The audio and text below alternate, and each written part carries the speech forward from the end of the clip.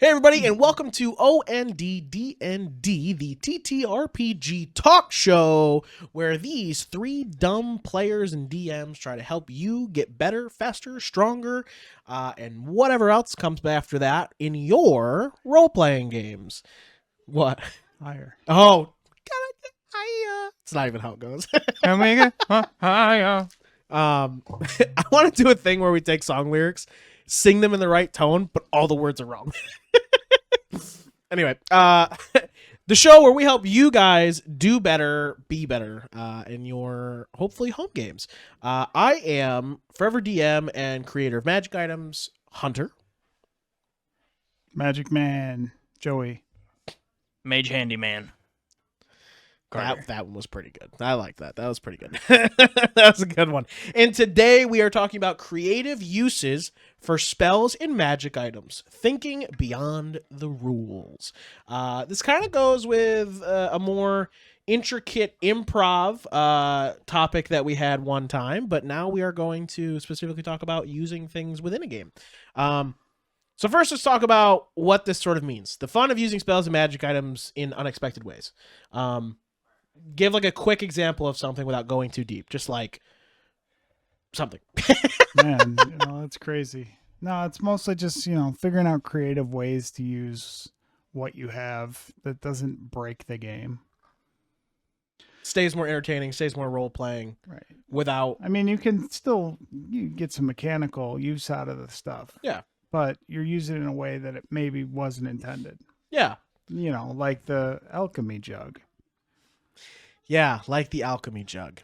And these things can get like super, super creative and intense with staying in the rules, or they can be as simple as just flavoring things. Guys, if you want the alchemy jug story, we'll do a Patreon video for it if you ask enough in the comments. We will. A fully animated one. Oh yeah, we'll do it. We'll get Jeff. The first thing that comes to my mind is when we played in Carter's game for those 4 months, where my 4 months. the sword spell I had. Originally it wasn't Shadow Blade. Yeah, it's called Shadow Blade, but Carter let me make it Buster Blade, and instead of shadow, it was lightning. Mm-hmm. And that's a very simple, like, creative use of the spell about just changing like the damage type, and it's still not breaking anything and staying within rules. Carter, what else do you have to say? I love Rope Trick. Rope Trick's the best spell in the game. The best way to use Rope Trick is just as a rope that you don't need to tie off to anything. You're just like, oh, I got a 125-foot rope. I need to get 125 feet up. Rope Trick. Goes all the way up. What if you need you're in the middle of a fight and you're like, oh, I'm feeling kind of tired. I wish I could, maybe take an hour nap. Trick. Rope Trick is such a fun spell, and no one uses it besides me, and for some reason, Hunter hates me for it. It's the best. Literally, I've never seen anyone in the history of D&D cast Rope Trick, and just because I cast it, I get the hate face because I use it creatively. But anyways, use Rope Trick. Man, we need a hunting blind to spy on these guys. Right in the middle of their fucking operation too, and no one will know. All right, so anyway, guys, that's what we're doing. We're talking about cool ways to use spells and things. So first, because we're doing spells and magic items, let's start with spells. Spells used in unexpected ways. So we've got a couple of examples on here, but let's also get what you guys think. But we'll go off one of these and then sort of talk off of that. A little, Hunter. Warm us up. So we've got one on here that is mold earth and shape water. Essentially being able to create battlefields or use them for like problem solving rather than their intended purposes of, molding earth and shaping water. You're talking, wait, can I clarify? You're talking about stone shape or are you talking about mold earth, the cantrip? Mold earth and shape water. Okay. Being able to use those in ways to shape a battlefield or change the area rather than their like intended purposes for things. Yeah, I mean, you can, even if it's you make a tile rough terrain, right? Then they either cause movement or, lose their footing. Mm-hmm. Mm-hmm. Yeah. Impromptu grease spell. Yeah. Kinda. Yeah, I would say so. Well, I think Reduce and large. Oh, I love reduce and large. I love spells that are open-ended. You know, like they might do something super useful that's well within their intended use, or you might just need to reduce a door. So you can just like walk into any door in Dungeons and Dragons, basically. You just walk up to it, you're like, I would like to reduce this off of its door frame, please. We've used reduce and large to carry. Well, that was a different spell. That was a different spell. That was a homebrew spell. But Yeah. reduce and large is really fun because you get to, you get to have a buff and / debuff spell, which is like its intended use. Or you can like steal something, like if there's something huge or like bigger, like a chest that you have to steal from this place, you can just reduce it, put it away for a second, get out of there, and then it will unreduce in like 10 minutes. Is that, could you reduce someone's plate mail? So there is rules against that. I'm Okay. pretty sure there is like rules. What about their like, shield? You could probably do that. I don't know. When Big Boy I thought brings his reduce- tower shield out. I always thought reduce and large very specifically says creature. Like you No, can't. it's creature or wield- object. It's creature or object, Yeah. but not being wielded. No, I think is the no. stipulation. Neither worn or nor carried. Yeah, so it Okay. can't be wielded essentially. It's so sad. You can't be like, cool shield, bro. It's a buckler It's now. because all of those items already reduce / enlarge when you cast it Yeah, on yeah, the person. yeah. So like they have a shield. If you reduce, it will just reduce the Them. entire person. Mm-hmm. Yeah. I like being able to like. Well, okay. So one of the things on here is You could get a step adventure I'm stuck situation though if you reduced an entranceway around someone. why is that where your head went? Why was that where your head went?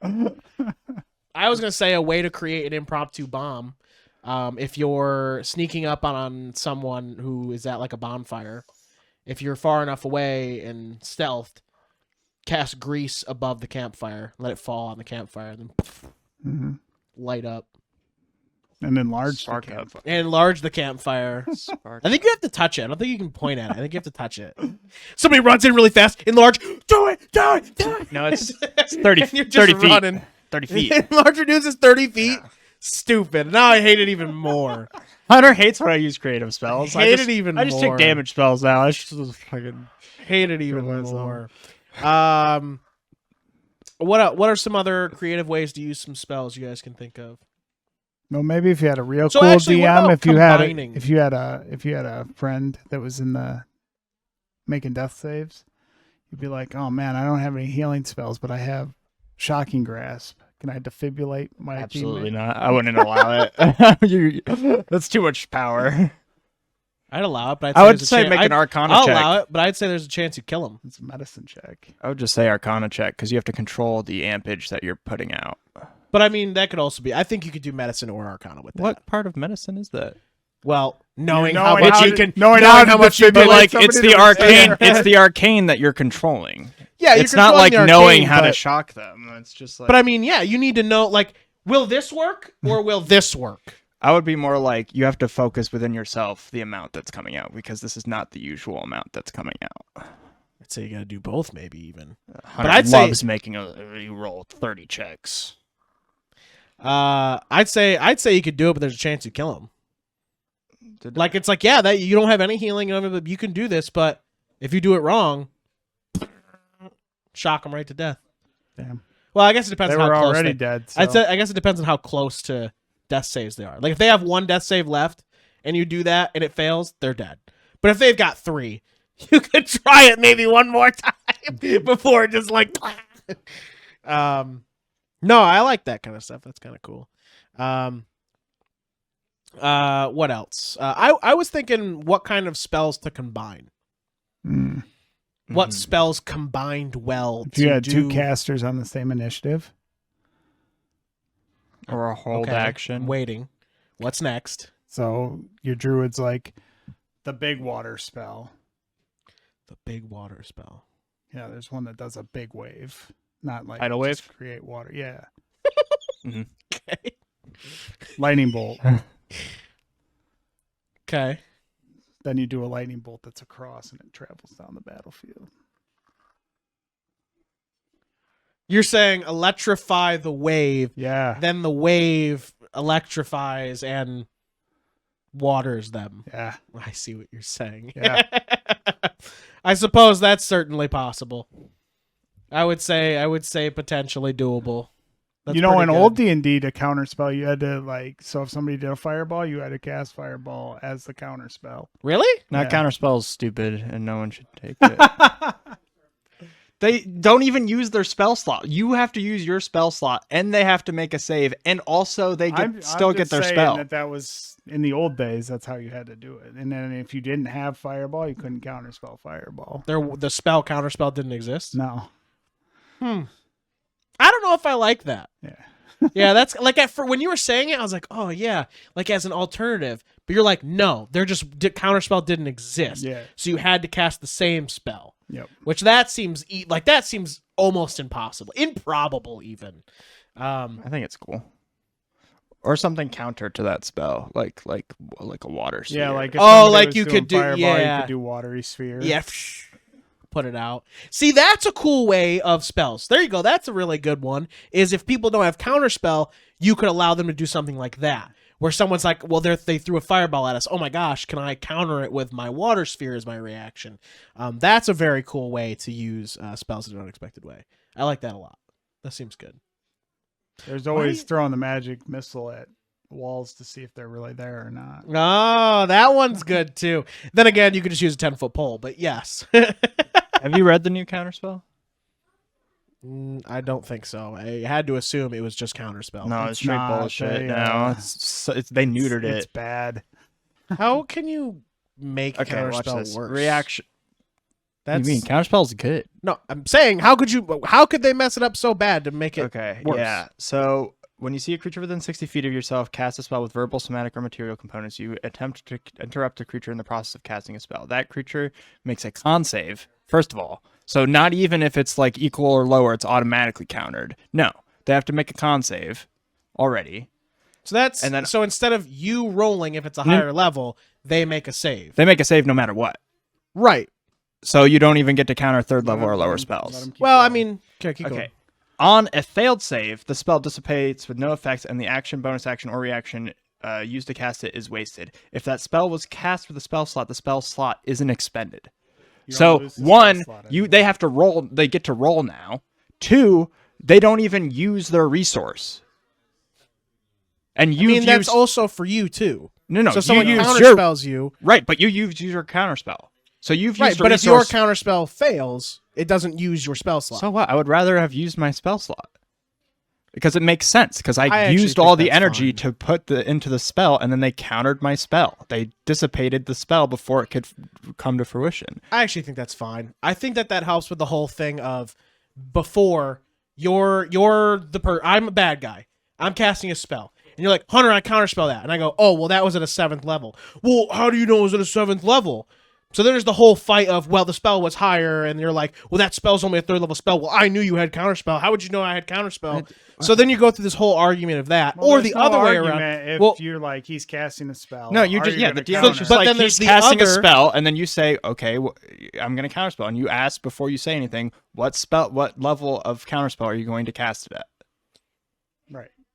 well, okay, so sure, there's that. But again, you have no way of knowing that I was going to be at a 7th level or a 3rd level Yeah, for that spell. that's- But then it goes the other way around, where Joey says, I cast Fireball. And I say, okay, someone cast Counterspell. And then Joey says, oh, well, I cast it at a 6th level. Well, Okay, the well, you didn't know I players- was going to Counterspell it, so why would you do Player that? stuff isn't Whereas- as much of a mystery. So usually players will say, I'm going to cast Fireball at 4th level. But like, the But not DM always. It's rare that people call out the level they're doing it at. Unless they're making a show of it and being like, I'm doing a really big one. You would never not make a show of it. Right, but what I'm saying is when you don't make a show of it and I say I counterspell it, you go, oh, well, I did it at whatever level. Well, you wouldn't have known I was doing counterspell, so how would you know? Where this way, very specifically, goes past all that. No matter what, there is a roll. You're talking about it in a social aspect. I'm talking like the social aspect is sure. I understand that conversation doesn't need to be had anymore, but I don't think that's an unnecessary conversation in the first place. I just think that they made a spell a lot worse for no reason. I don't think it's worse. It's just like communicating with your players and not being an asshole. But I also don't think it's worse. What's the DC when you roll? It is worse. What's the DC when you roll? It's your saving throw. Okay, so that's just like any other spell then. It's not, because they still get their resource, Most and you've used yours spellcasters to do have nothing. Most You've ta- spellcasters Right, and but now the monsters- other way around, where I use it on you, and you're like, "Oh no, I just wasted a fireball." You didn't waste it anymore. You still have it. I would rather it be wasted because it makes sense, because they countered my spell. They just stopped you from doing it. I don't think you got rid of Then it. I should be as allowed as a fighter to make a reaction while someone is casting a spell and fucking elbow them, and then That's the what. spell. Isn't that what Mage Fighter or Battle No, Mage? Nope. Mage Slayer? No, that Whatever has it never is. done that. You were able to There's make a reaction. literally- You were able to make a reaction when someone casts a spell, but Yeah. they don't make a con save to try to continue the spell or not. I mean, you're doing it in. You get to make an attack of opportunity on someone who casts a spell. Right, but their spell still goes off. That's what I'm saying. I mean, you're just swinging a sword. You're not casting a spell. Yeah, But you if can you're saying, interrupt but the if you're somatic coming or from the vocal perspective, components. Hunter, that like they actually haven't fully cast the spell, if I attack them when they're in the middle of casting their spell, they should have to make a con save to keep their concentration on weaving their signs to cast the spell. Sure, if you were able to attack them while they were casting their spell, sure. Which would Mage be Slayer's what very Mage Slayer specific does. thing is after they have cast their spell, you No. get to attack them. I'm pretty sure. No, I'm pretty sure. Yes, it's it when they is. It cast the literally spell. says when they cast a spell, you then get to attack them. You get to have an attack of opportunity after they cast a spell. When they cast the spell, when a creature within 5 feet, you can cast a spell. You Mhm. can make a melee attack against that creature. There you go. The same. Okay, let's go back to counterspell then. All right, we've gotten way no, off topic. no. We've gotten way off topic. No. We're not even on the same topic anymore now. We're on the counterspell topic. Well, creative ways to hopefully make it so that none of this happens at your table and wastes an hour of talking. You're not All right, wasting. let's switch over to magic items and how you can use them creative, or what their creative potential is in games. Well, the first one on the list is a movable rod.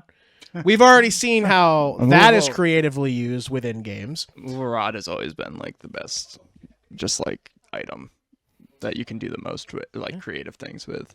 A movable rod, for any of you that don't know, is a rod that's about, what is it, like 2 feet long, It's like or this. Bad like a dragon foot and a scale. half? It's Like this big. yeah, so it's a rod. like 3 feet, whatever it is. It's a rod that essentially, with a command word, you can make it stay in place, whether it's suspended on something, whatever, and it cannot move, much like Mjolnir. No matter what, nobody can move it until the command Yeah, word it's what, a is. DC 50 strength roll or something. It has I think it's like a DC 30. It also or has a something. certain amount of weight it can withstand up to. Correct, yeah. But essentially, it is the immovable rod. You cannot move it after you place it somewhere, and then the command word can make it not move, or can make it move again. But people have been using this in creative ways for a very long time.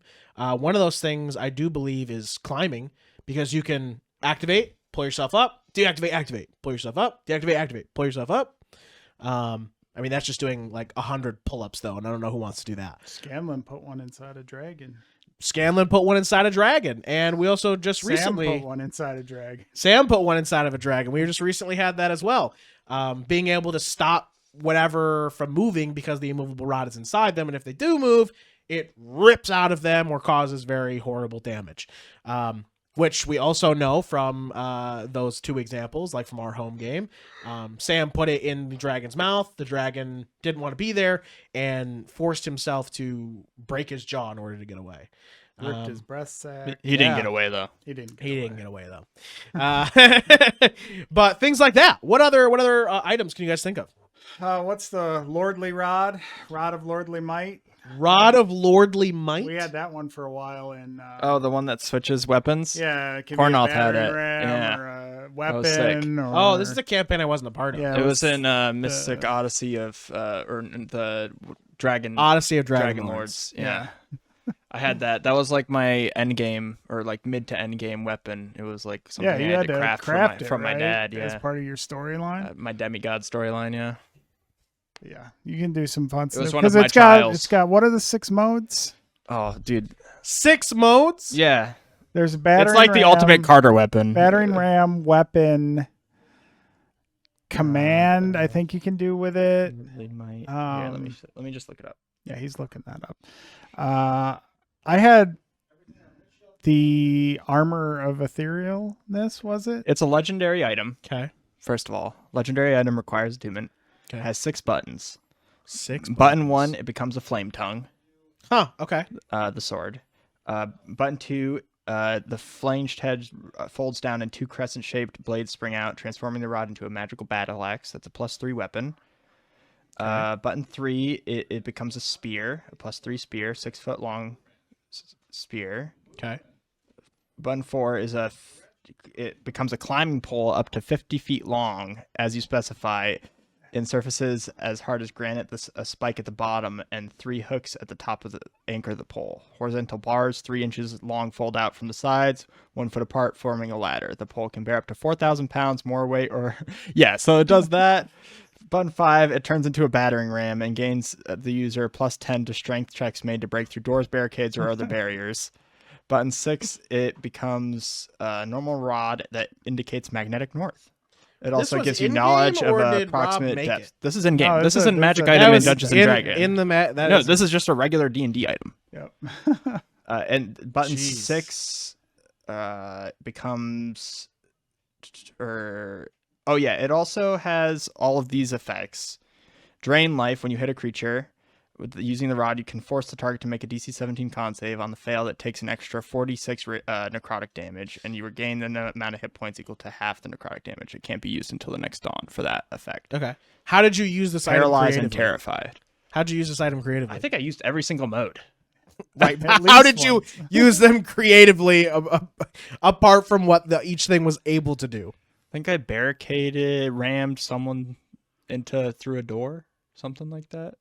Instead of using it to break an object, you broke a person. Like, pushed a person through a door. Okay. Because that was back in the old days when it was just an opposed athletics. So you just boop throw dudes. Yeah, it was pretty cool. Okay. I love the patches robe. Oh, You do yeah. so many creative things with that. The patches robe. You Yeah. get random items and stuff. It's one of the things. Oh, that the was robe of useful. many, was- the robe of many things. Yeah, I was thing. looking for it for Finn. Robe of many I things. wanted Ah, it for yeah. Finn because I think Finn would have a lot of fun with that kind of thing. Cayman had that too. Yeah. Yeah, you guys like pulled out like a boat Yeah. and like there was And dogs. you know what? and- People are shooting arrows at you. There was a battering whoa. ram. Do-do-do-do-do-do-do. I'm in full cover now under my But my boat. favorite item I've used creatively is boots that allow me to quadruple my weight. I was waiting for the quadruple. These items made so many appearances in our campaign. It was just an item that Sam gave me, one of our DMs gave me absentmindedly. He was like, once per day, you can quadruple your weight with these. And I was like, oh, cool. And then I realized that I'm a big ass dragonborn In with full full plate. And I just became the battering ram. I would just run at walls and quadruple my weight through walls. Or like Misty Step above a demon, quadruple my weight. Attack. Yeah, So much good fun, shit. so much cool things. I love items that give you like creativity and movement, like the quadruple my weight. Like it changes how things go. It's cool. Yeah, that was another Sam item that I had with Raza. That was the flame tongue sword that could turn to magma. Mm. I thought I could turn to slime. Oh yeah, And it was on fire. it turned to a Yeah. fire slime. Mm. But I would swing it, and then when I hit, I would turn it to slime on people, Mm-hmm. and just let it sit on them, and then pull out my other knives that I had to fight with, and just Mm. let the sword like cook them. That's crazy. Very cool. Okay. What other items can you guys think of? Man, there's been so many. Do you have one? It's been a while since I've had to look through the DMG. Some people say you can use the decanter of endless water as water propulsion. You can make a boat engine essentially with it. Put it at the back of the boat, open it up, create water, and I don't know how fast it would be, but Yeah, I was gonna say. it would move. And there you go. I That's guess all if you you need. didn't have wind in your Just sails. needed some flow of water, or you couldn't put the sails up because you were trying to sneak. Yeah. Yeah, that'd be something. People have used the bag of holding as horrible weapons of mass destruction. What if you snuck you get the little statues that turn into animals, and you sneak it into somebody's food and they eat it, and then you speak the command word and you do an alien. They're gonna eat a whole statue, Yeah. a whole wooden little carved figure. You dare them on a bet. Ah, You'd be like, there you you can't go. swallow this. I bet you can't swallow this wooden animal figure. And then you're like, here's your 3 gold. You proved me wrong. Dracarys. Fucking horse comes out of him. That kind of stuff is wild. That's really tough to, because people talk about that stuff all the time. You know, what if I'm able to get whatever into someone's body? It's always like, man, can I use this to kill somebody? Yes, it's always, how can I use this to kill somebody? It's never like, that's the creative thinking a lot of people do, is they take something and go, how can I kill somebody with This would be really funny. It's never, how can I use this to like save a country, or how can I use this to like build a house? You do save a country with it. You just have to, you know, kill the person taking control of the country. You're like Kaido. I bet you can't eat this horse statue. Oh, he would eat it. The horse would be probably small enough to be like a steak for him. Yeah. Gust and ball bearings. Put ball bearings down and then throw all of them with gust. it's pretty cool. Does that make him a shotgun? Yeah, actually, you could make a little. Oh, dude, you could make like a little pipe, right? Cast gust through it. Yeah, put ball bearings in it. Hold it and cast. You've made a grape shot cannon. Yeah. Damn, that's pretty cool. I like that. That's not bad. Man, what are some other? I guess you put caltrops in it too instead of ball bearings if you wanted to. Nasty. Yeah, that would make. That's two different shotguns. That's grape shot and then shrapnel shot. Yeah. What are some other creative ways to use some spells? You polymorph the enemy into a goldfish. Classic, but creative. Most people are like, I need to polymorph my teammate into something that flies to fight this flying thing. Or just to get bigger hit points. Just polymorph the flying thing while it's in the air. Mm-hmm. Yeah, but an ally can choose to fail. An enemy can't. Yeah, it's true. Yeah, so it's more guaranteed. You know. Fool. You fool. All right, that's probably the end of our D&D topic. I think we went over a little bit. Oh no. But anyway, guys, thank you so much. Be sure to tell us your creative. Yeah, ways put your to creative use. uses for spells and magic items in the comments, guys. Yeah, and we'll go over them. If any of them are really good, then we'll feature them on one of our future episodes. Thank you all for joining us. See you next time. Bye-bye. This has been OND D&D TRT RPG Talk Show by the Dumber Crew. Adventure. That was a dumb outro. Adventure responsibly. Hey there, dipshits. It's me, Joey, a.k.a. Slooty Mage. I'm Hunter, voice of Hunter Taylor. And I'm Carter, Eagle Eagle. We're Older and Dumber. Every Friday, we drop wisdom, humor, and a whole lot of nonsense. You won't want to miss it. Become a patron today for as low as $5 a month. Get early access to all our episodes and exclusive behind-the-scenes looks at all the things we're doing and May's super secret editing notes. Shout out to our awesome dipshits. Your support really helps keep this madness going. Join the crew. Be a dipshit. It's an exclusive club, and you're invited. Go Dipshits mark your calendar every Friday for a dose of older and dumber craziness. See you there. Fade to black. Now my stand. Fade to black.